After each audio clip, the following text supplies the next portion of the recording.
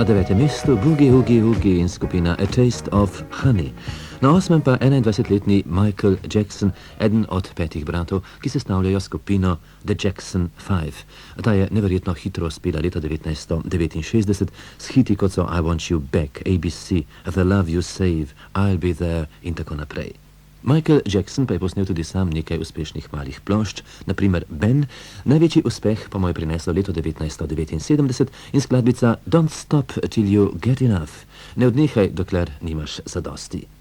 V letu 1979 se je uvrstila na prvo mesto med soul malimi ploščami po reviji Cashbox, torej Don't Stop Till You Get Enough in Michael Jackson.